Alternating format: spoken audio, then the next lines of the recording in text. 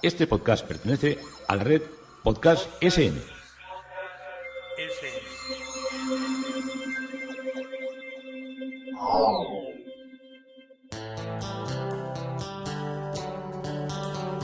Historia con sentido. Un podcast realizado y presentado por Juan Carlos González.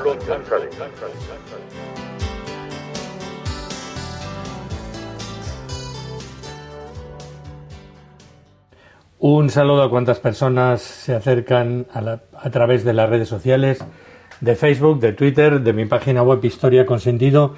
Yo soy Juan Carlos González y un día más encantado de acercaros esta parte de la historia. Hoy el tema propuesto, seguimos en Gibraltar, es la Compañía de los Mares del Sur, un elemento que nos va a hacer comprender también todo lo que fue el peso de las influencias y el peso en la toma de decisiones de que Gibraltar fuera de una manera más definitiva inglés y que nosotros, nuestro país, el Felipe V, los Borbones, pues lo perdieran de una manera definitiva. La Compañía de los Mares del Sur hoy. Pero vamos a ir al introito, que es siempre el que nos está trayendo con Ovidio, con el tratado del vivorismo, de las víboras, con todo lo que es esa creación tan importante que tiene Ovidio y que ha permanecido durante tantos siglos y que está todavía tan fresca y tan exuberante y tan espectacular. No toda la mitología latina fue heredada de la griega. Los romanos también mantuvieron sus propias leyendas míticas antiguas, generalmente recibidas de los etruscos, y uno de los pueblos itálicos más peculiares de los que provenían. Los etruscos, me refiero. El poeta Ovidio, que está en el siglo I, no se limitaría, por tanto, a algunos escritores romanos a recrear, como habían hecho algunos escritores romanos, a recrear solo los mitos ancestrales de su cultura grecolatina. También los fabricaría desde la nada. Y así contaría Ovidio la particular leyenda de dos divinidades latinas sin referente griego alguno, que eran Pomona y Bertumo. Según la mitología romana, Bertumo fue una divinidad de la transformación, un dios del cambio radical obrado en las cosas y en los seres.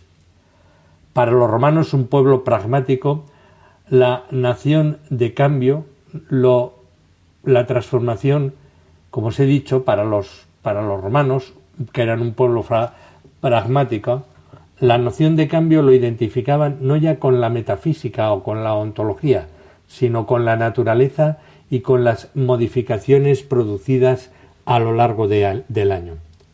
Para ellos la verdadera maravilla filosófica era ver variar la tierra con sus cambios estacionales.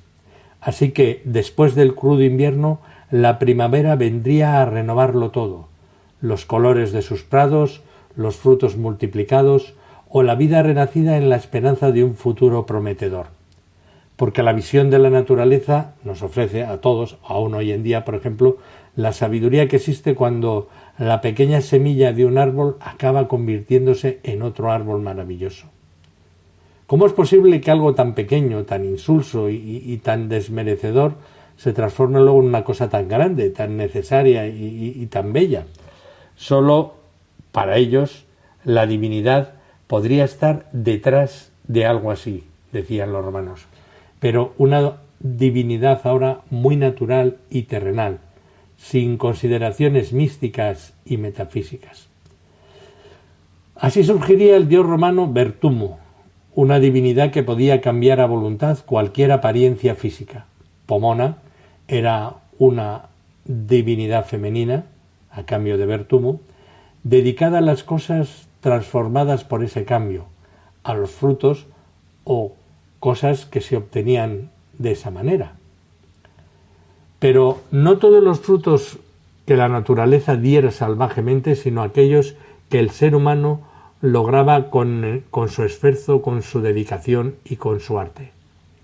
Bendecía a Pomona todos los dones de los jardines bien cuidados, su cultivo, su tiempo, su dedicación, su belleza.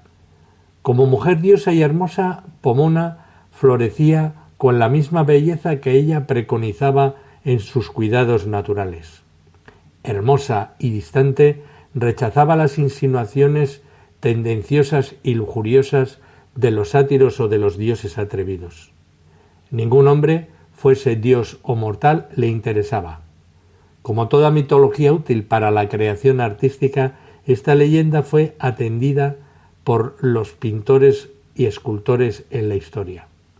Ovidio, amante de la seducción inteligente, compuso la leyenda de la diosa Pomona, perseguida y seducida, ahora al fin, con la única cosa que pudiera conseguirla, la transformación o la metamorfosis. ¿Y quién era el dios del cambio? Pues de ahí surgiría el mito latino de Vertummo y Pomona. El dios del cambio trataría de seducir a Pomona con las transformaciones más sugerentes que imaginara, con la mejor belleza, con la mayor atracción pasional, con la más admirada fuerza o con la más sugerente riqueza. Pero nada, la diosa de los frutos y de los jardines perfectos no hacía caso alguno a esas cosas mundanas, hasta que Vertummo ideará otra cosa al comprender que era lo que Pomona más respetaba del mundo. Y entonces se transformaría en una cándida anciana. La vejez era un símbolo en Roma de la bondad sincera o de la sabiduría más respetada y querida. Con esa treta pudo conseguir el dios del cambio que la bella Pomona accediera a escucharla finalmente. Sólo así Vertummo pudo conseguir ser mirado con ojos receptivos y amables.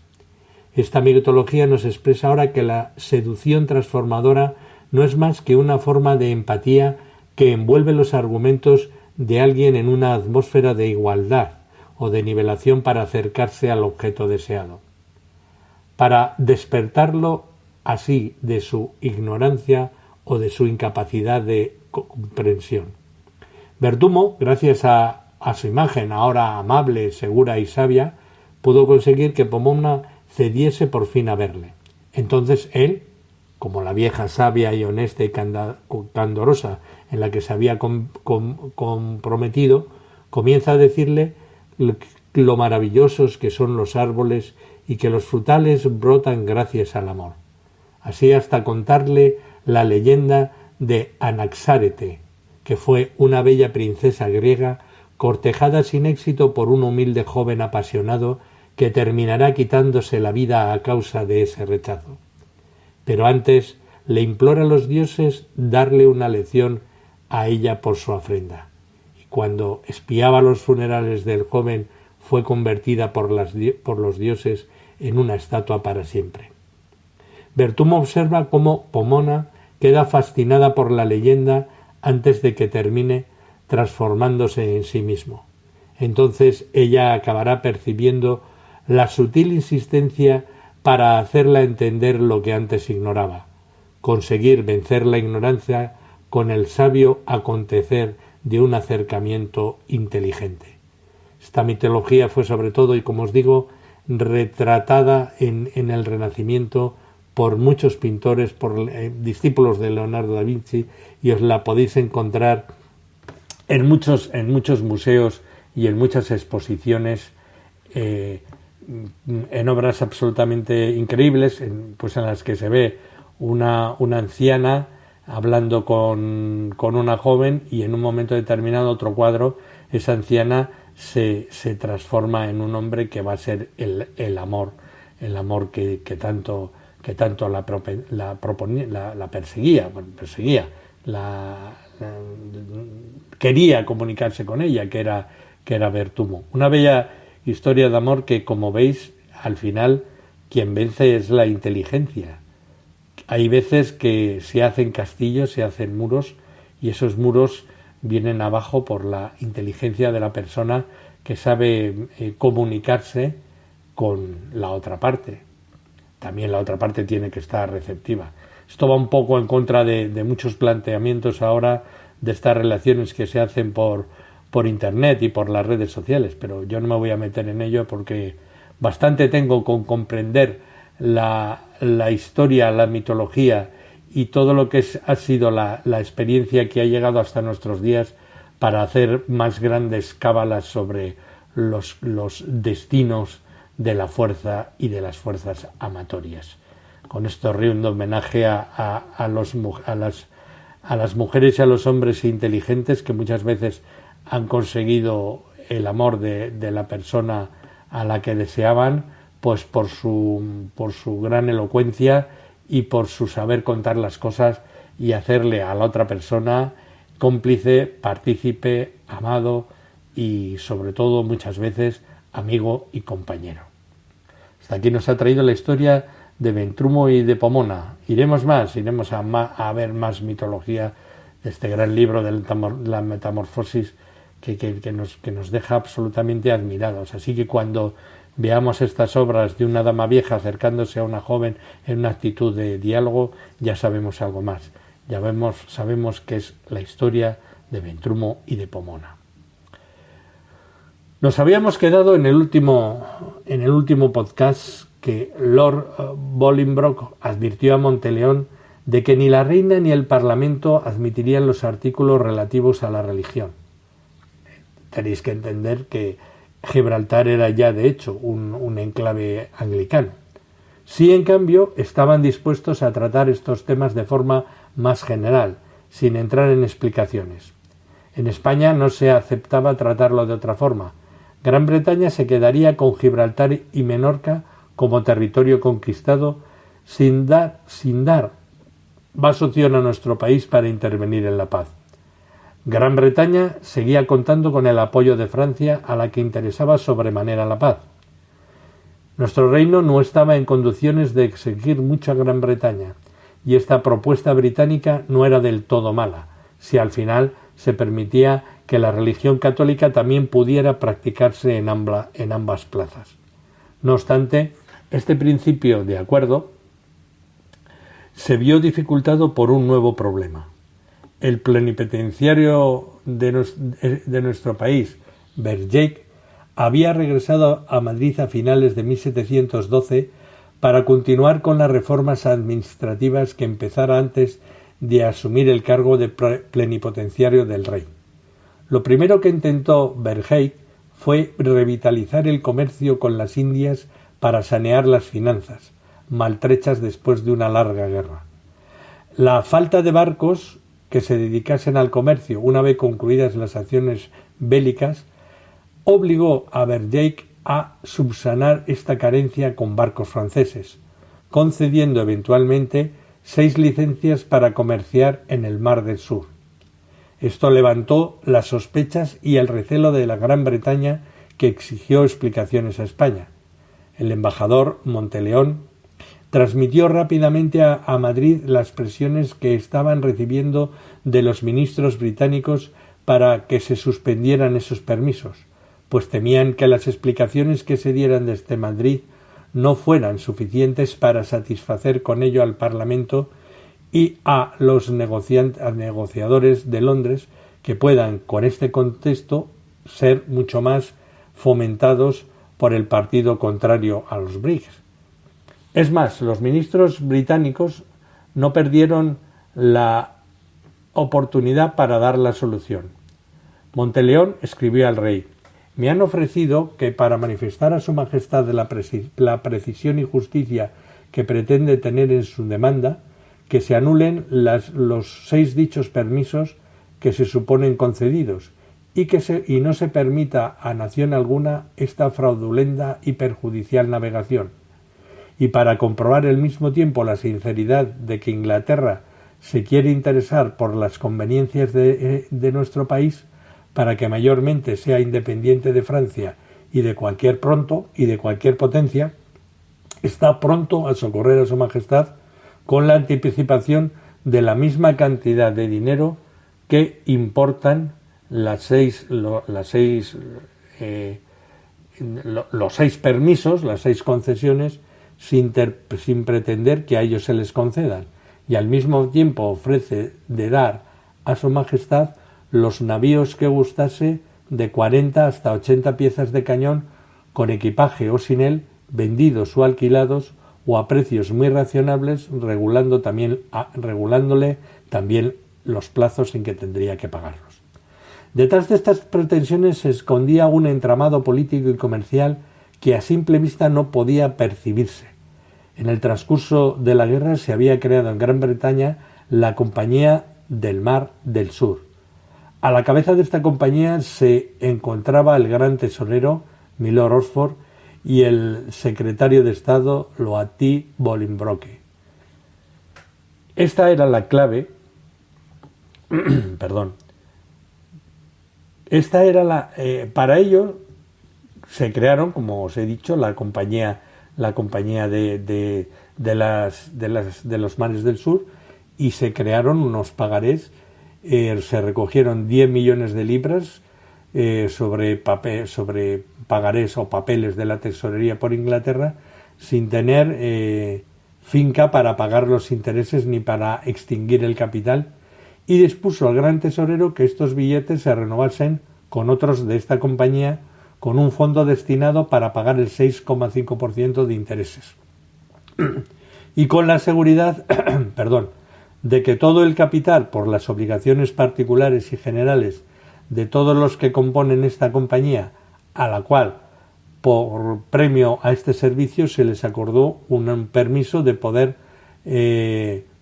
tener de un modo privativo el comercio de los mares del sur, y que se establecieran, si podían, en lo que eran los puertos de las Indias, y se apropiasen de todas las presas que hiciesen en aquellos parajes, con la asistencia de que la reina daría una escuadra de 12 navíos de guerra para que ellos comerciaran.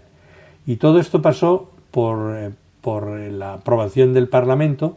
En esta forma estableció el gran tesorero su crédito, acreditándose los billetes de deuda que la tesorería ya había emitido, y al mismo tiempo la compañía hizo provisiones de diferentes géneros de mercaderías por más de 4 millones de libras esterlinas, disponiéndose a emprender ya la navegación y el comercio.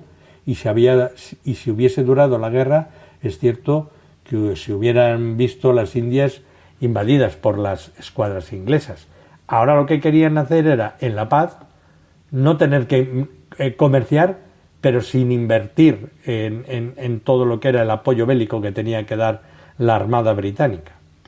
Ahora todo podía venirse abajo si nuestro país, en vez de conceder el comercio exclusivo a Gran Bretaña, se lo daba a Francia o se lo quedaba en monopolio, pues todas las mercaderías almacenadas en puertos británicos no tendrían salida, y habría que indemnizar a los comerciantes que nunca recuperarían la inversión realizada, pues la Compañía de los Mares del Sur carecía de capital. Era un capital que decía: darme dinero, que yo voy a tener una exclusividad con la cual voy a sacar mucho dinero. Pero no había una patente que se comerciara.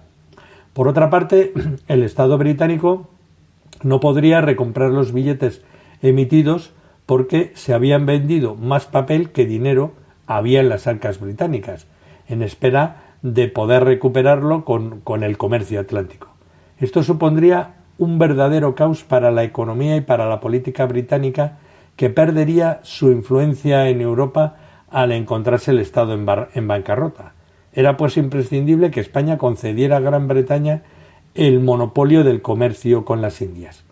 En esta situación, nuestro país no supo sacar partido de la difícil coyuntura en la que se encontraba el gobierno británico. Por una vez podía presionar para que a cambio del comercio se le compensara con Gibraltar, Mahón o cualquier otro territorio de los que iba a perder en el Tratado de Paz. Pero como en otras tantas ocasiones,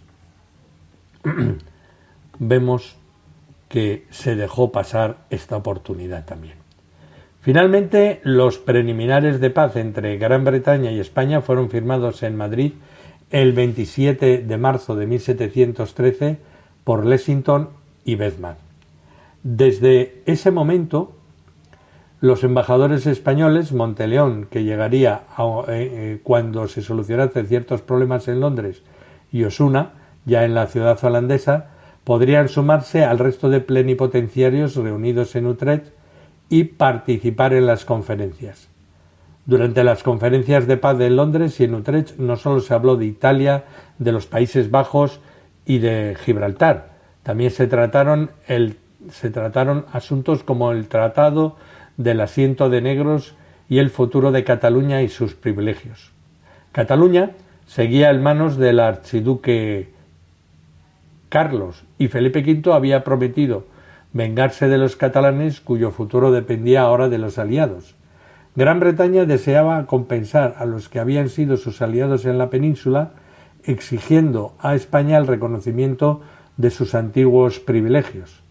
Bolingbroke dio instrucciones concretas sobre este punto al conde Stafford en la cuestión de Gibraltar.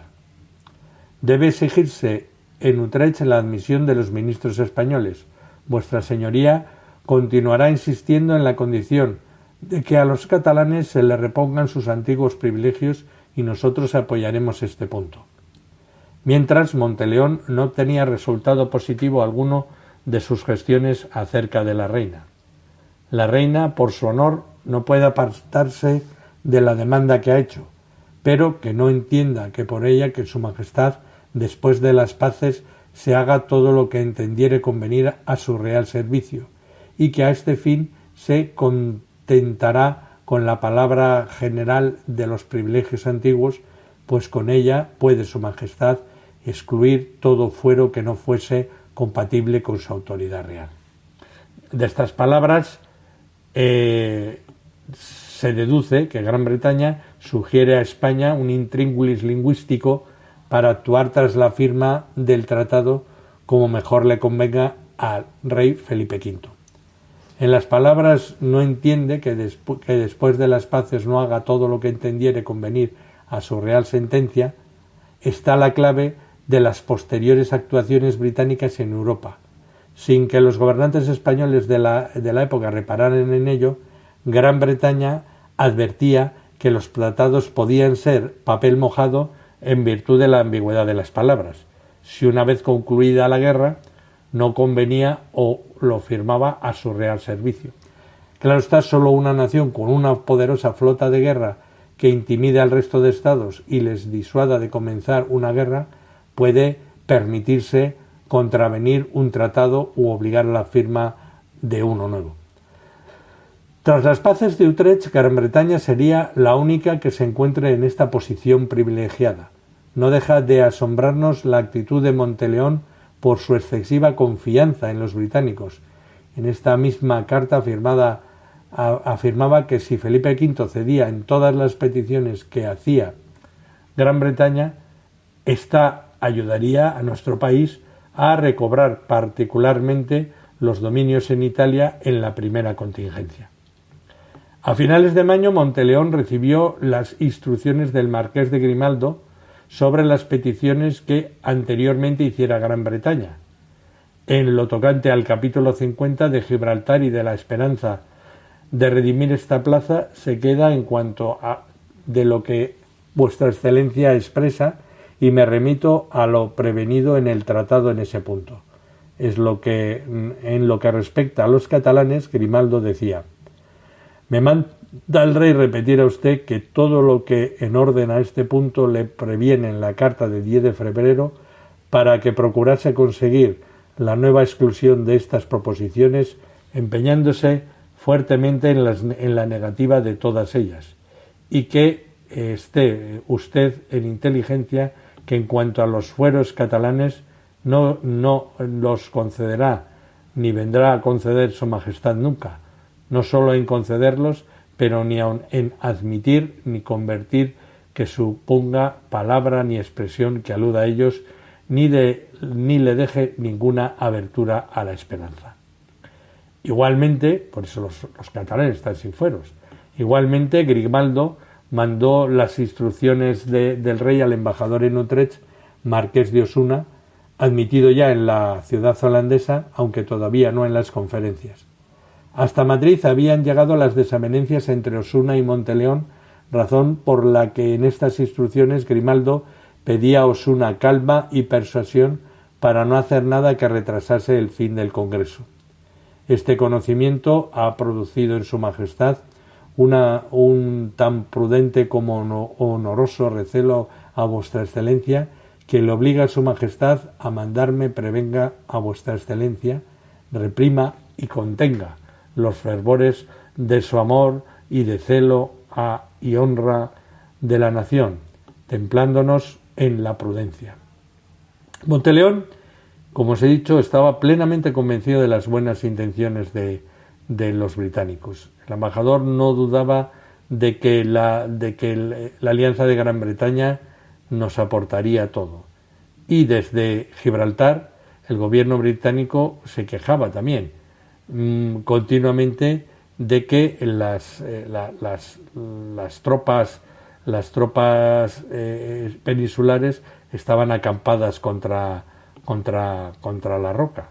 Así que lo que primero se exigía era firmar los documentos y segundo, empezar una negociación que trajera la paz a una Inglaterra que iba a necesitar y mucho de todo lo que eran las cuestiones necesarias para el desarrollo de la Compañía de los Mares del Sur y de todo lo que era la potenciación del comercio con las Indias, que era al final lo que perseguía de una manera muy insistente todo lo que era la negociación y todo lo que eran los acuerdos que se estaban preparando para ser firmados. Todo esto, como veis, es un mundo de cartas, de poderes, de lucha, de contralucha, de intereses. Todo esto suponía que Inglaterra sacaba muchas ventajas con quedarse con Gibraltar, con el puerto de Mahón, cosa que era, como habíamos visto, muy perjudicial a los holandeses para su comercio con Levante, y poder enviar todos los años a las Indias un navío para el gran negocio del asiento de negros, y manteniendo los holandeses igualmente con los ingleses un comercio no a la par, sino supuestamente a la par, pero en el fondo era mentira, al final era una trampa que hacían los ingleses. Los plenipotenciarios españoles continuaron las negociaciones bilaterales con Portugal también y con Holanda. De esta forma, siempre ya con una mediación británica. Paralelamente, Bolingbroke, continuando con su estrategia de mediador con el fin de obtener mucho más de España, negociaba con el archiduque las condiciones de paz, en un intento por obtener alguna contraprestación que satisfaciera a nuestro reino y le hiciera olvidar todo lo que estaba a punto de perder. El archiduque aceptó abandonar la isla de Mallorca y sacar a las tropas imperiales de Cataluña, pero con el reembarco como el reembarco de los soldados era muy lento, allí estaba Gran Bretaña dispuesta otra vez a ayudar. Esta ayuda no iba a ser gratuita, tenía dos objetivos. Primero, evacuar cualquier territorio español de soldados del archiduque que dificultara las negociaciones con España.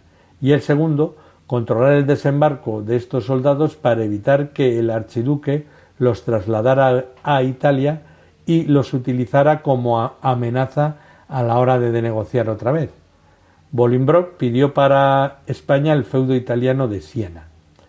También esto lo hacía desinteresadamente. La corona española se sentiría agradecida con este ejército británico, pero además pondría fin al litigio franco-austríaco para esta ciudad. No tardó Grimaldo en comunicar a Monteleón que España, agradecida, recompensaría económicamente a Gran Bretaña. Poco a poco se iban configurando los diferentes tratados que formarían el Tratado de Paz definitivo. El 26 de marzo de 1713 se firmaba en Madrid el Tratado de Asiento de Negros, por el que España concedía a Gran Bretaña el permiso de la introducción de negros en las Indias por un periodo de 30 años. El total de esclavos que Gran Bretaña podría introducir era de unos 144.000, unos 4.800 por año. Nosotros no fuimos gran parte activa, pero sí éramos los que estábamos detrás. Ahora nos damos cuenta de cómo negociábamos y de qué intereses había aquí. El 11 de abril de 1713, Francia firmaba la paz con Gran Bretaña.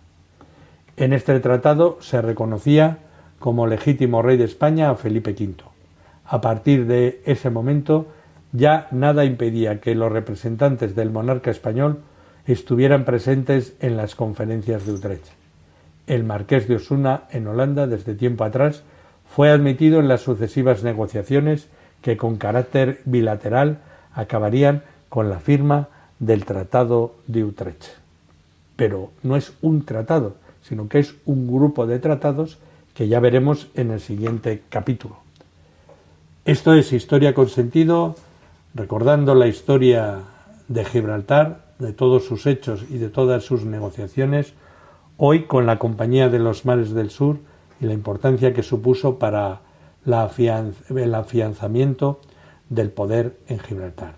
Juan Carlos González, Historia con Sentido.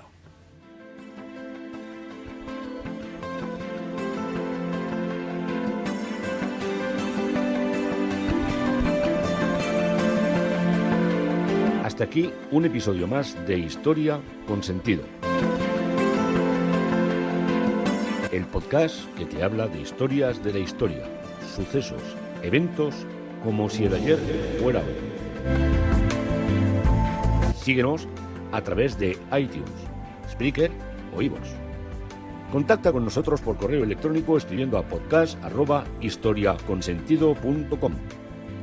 Nuestra web www.historiaconsentido.com. Y en Twitter nos encontrarás como @historiasentido.